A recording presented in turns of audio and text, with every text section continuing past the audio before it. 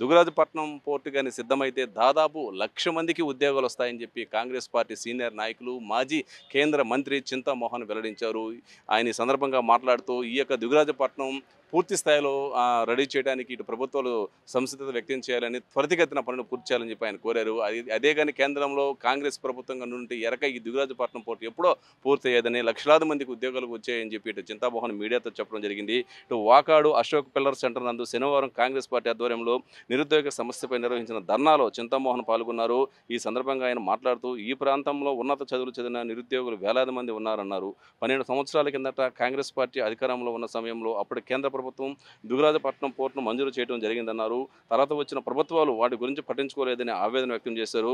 నిరుద్యోగ సమస్య రోజు రోజుకి ఈ ఏరియాలో అదుగుమవుతుందని చెప్పి చింతామోహన్ ఆవేదన వ్యక్తం చేశారు. ఏది ఏమైనా కానీ ఈ యొక్క బీజేపీ ప్రభుత్వం కానీ ఈ యొక్క దుగ్గరాజపట్నం పూర్తి స్థాయిలో పూర్తి చేయకపోతే 29లో కాంగ్రెస్ పార్టీకి అధికారంలోకి వచ్చిన తర్వాత వెంటనే పూర్తి చేస్తామని చెప్పి చింతామోహన్ చెప్పడం జరిగింది. వాకాడు నడిబొడ్డులో అశోక్ స్తూపం దగ్గర కాంగ్రెస్ పార్టీ ఆధ్వర్యంలో ధర్నా నిర్వహించడం జరుగుతుంది. కారణం నిరుద్యోగం. ఈ ప్రాంతంలో చదువుకున్న వాళ్ళు బీకామ్లు, బీటెక్లు, ఎంటెక్లు, బిఏలు పాస్ అయిన వాళ్ళు వేల మంది ఉన్నారు. మరి ఇంజనీర్లు డ్రైవర్లుగా మారుతున్నారు.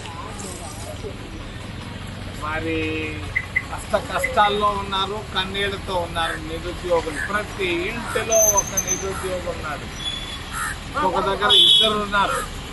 ఈ పరిస్థితిలో ముందుగానే కాంగ్రెస్ పార్టీ ఊహించి 12 సంవత్సరాల నాడు దుగ్గరాజపట్టణ ఓడ రేవును శాంక్షన్ చేయడం జరిగింది. దుగ్గరాజపట్టణ ఓడ రేవును శాంక్షన్ చేయడం జరిగింది. అంటే ఏంటి దుగ్గరాజపట్టణం అంటే చాలా మందికి తెలీదు, కొంతమందికే తెలుసు. 1,00,000 మందికి ఉద్యోగాలు ఇచ్చేటువంటి ఓడ రేవు. ఈరోజు మద్రాసు పట్టణం బాగా ఉంది అని అంటే కేవలం పోర్టు వల్ల, విశాఖపట్నం బాగా ఉంది అని అంటే పోర్టు వల్ల. ఆలోచించి దుగ్గరాజపట్టణ ఓడ రేవును మన్మోహన్ సింగ్ కాంగ్రెస్ ప్రభుత్వాలు నేను తీసుకురావడం జరిగింది 12 సంవత్సరాల నాడు. పార్లమెంట్లో కూడా చట్టం చేయించాం, విభజన చట్టంలో పెట్టాం, రాష్ట్రపతి ఆమోద ముద్ర వేశారు. వేసిన తర్వాత దీనివల్ల లాభం ఏంటి?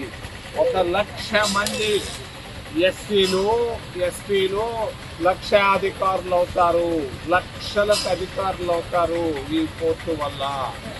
మరి 1,00,000 మంది రైతులు కోటీశ్వరులు అవుతారు ఈ పోర్టు వల్ల. 1,00,000 మందికి ఉద్యోగాలు. ఎటువంటి ఉద్యోగాలు? మరి చిమ్మే ఉద్యోగం, తుమ్మే ఉద్యోగాలు కాదు, సూటు బూటు వేసుకునేటువంటి ఉద్యోగాలు వస్తాయి పోర్టు వల్ల. కానీ మన నాయకుడు పాపం, మన రాష్ట్ర ముఖ్యమంత్రి, మరి ఆయన చేసిన పెద్ద పాపం, మరలా చెప్తున్నాను, చంద్రబాబు నాయుడు చేసిన పెద్ద పాపం, పాపాల్లో పాపం, దుగ్గరాజపట్టణ ఓడ రేవుని ఆపమని జాబు రాయడం. ఈరోజు ఈ మన ప్రాంతం అభివృద్ధికి రాకుండా పోవడానికి కారణం చంద్రబాబు నాయుడు, భారతీయ జనతా పార్టీ, తెలుగుదేశం కూటమి ప్రభుత్వాలని చెప్పక తప్పదు. ఇది వాస్తవం.